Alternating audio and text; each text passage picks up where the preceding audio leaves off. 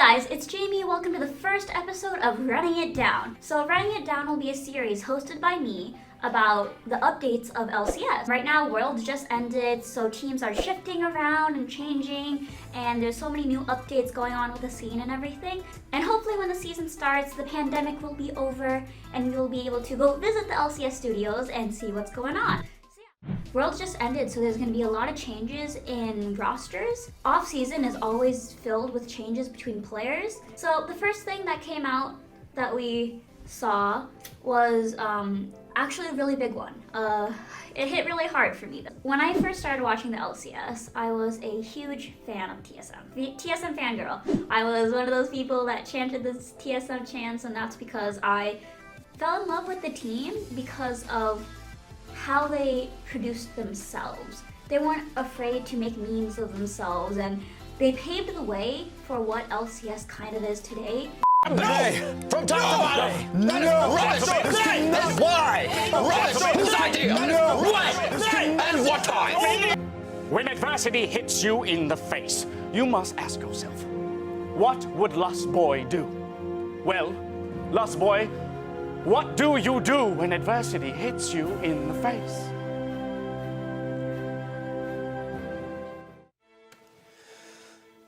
Yes, that's the spirit, gentlemen. There it is, there it is. I remember watching Bjergsen's introduction video for mid lane, where he was being the new mid laner, and it was just so scuffed, but it's the most funniest thing in the world. Hey guys, I have something serious to talk to you about. I went to the doctor, and he told me that I contracted LTD. What's LTD? What's LTD? What is LTD? Yeah, what is it? LTD stands for League Transmitted Diseases, and I have a severe case of it. You can actually die from LTD, and it's forced a lot of pro players into retirement, so I can't play for Season 4. You guys need a new mid. So we're gonna need to find a new mid laner.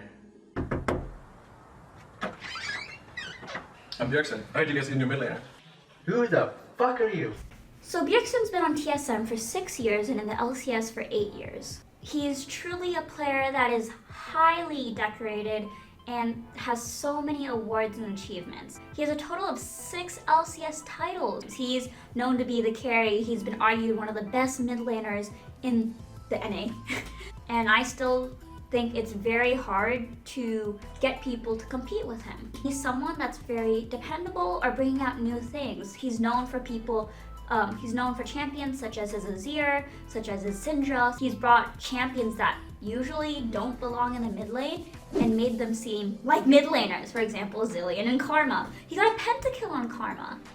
Insane. He's also the 2015 All-Star winner, so he beat a lot of players memed in it, but he beat all the players in all of League of Legends and got the title in 2015. My favorite moment with Bjergsen was probably when he and Faker did tandem mode in the All-Stars event, and they were known as Baker, and they were the mid laner playing the Fizz. 5 on 4s, here comes Smebber. No ghost available. Flash forward. Oh, short. Not going to connect. Decent enough side. Oh, no, Gabba, that is not what you wanted. As in goes Beybelov in the miss. Look at all his damage. Beybelov launching around the back line of this fight. Ruzi's amazing flash out of the playful trickster and is now able to clean up. The Twitch gets a triple. Could this be the quadra? Ruzi grabs it. I don't know what they were thinking, but it was the best content I've ever watched. I miss games like that so much, and it's all thanks to the Burger King. Bjergsen was a part of one of my favorite teams with TSM, with Dyrus, Santorin, Bjergsen, Wild Turtle, and Lust Boy. That was my original team when I first joined, and I fell in love with them. I cried when Dyrus retired, and I'm happy Bjergsen's not going anywhere, and he's going to be becoming the head coach. I think Bjergsen will do a really great job as a head coach because I feel like he knows what the player needs in order to succeed. The draft is the biggest aspect of winning or losing a game. You need to know what your team is good at and what you're comfortable with. A lot of times the big issue between games is the draft. I'm really worried that this is going to be another Lemonation thing where he was an amazing support player for C9 and then he switched to the coaching role and it didn't work very well for him. I hope Bjergsen does really, really well. I really hope so. But yeah, I really hope the best for Bjergsen, and I want to thank him so much for always being there. I'm so excited to see Bjergsen and Reignover go head-to-head as head coaches. I'm going to be a little bit biased towards C9 because Reignover, but I do trust in Bjergsen to carry the legacy or continue to help carry the legacy of TSM. Bjergsen is one of the faces of LCS. Many people love him, everyone knows him. If you are a fan of LCS, if you're not a fan of LCS even, you know Bjergsen, you know Burger King. But yeah, I'm really excited to see what Bjergsen has to offer for us in the year 2021. Now we're going to talk about C9, who just announced 3 different things. Can I just say, C9 production, you guys are amazing. And I say amazing because you're able to make me feel so many emotions through the videos that you guys created for the players. You can really feel the love that you guys put into the videos for the players. I'd just like to say this now, going into the split, I will definitely be a C9 fan all the way. Past year or 2, I've kind of fallen out of LCS because Reignover left LCS, and it's made me very lost kind of, because I had no one to really cheer for, because I've been a fan of Reignover since I saw him play for Fnatic with Huni, and I fell in love with their story, how they play, how they interact with each other, just everything. They're both funny, they both balance each other out, and when they joined Immortals, I was thrilled. The first version of Immortals was my favorite team of all time, with Huni and Reignover. Their brand for the team was perfect. It's what we all want from LCS, you know? They're good, but they're funny, and they still have personality.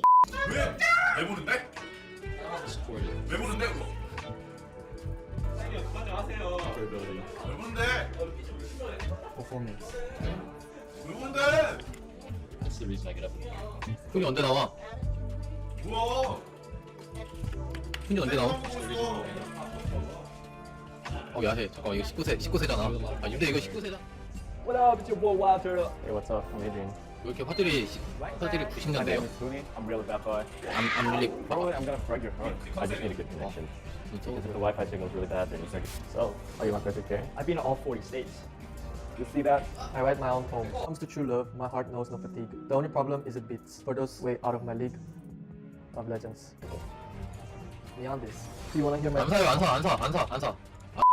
And that's what I love about Reignover and Huni when they were the duo, is because they were known for their plays, and Reignover has this way in the jungle that he is able to track the other jungler really well. That's why his Rek'Sai is like, if you give Reignover a Rek'Sai, it was like over, you know? Like the game was already won by his team. I got to meet him twice in real life. He was a sweetheart. I'm gonna cry.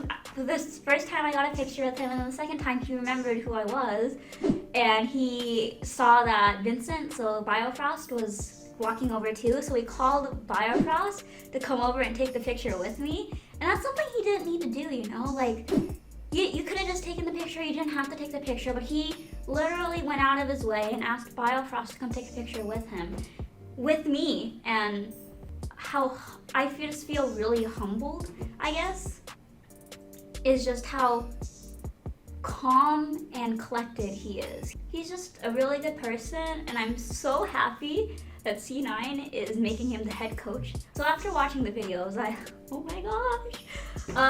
Let's go back a little bit, and the first thing that was announced was Licorice will be leaving C9.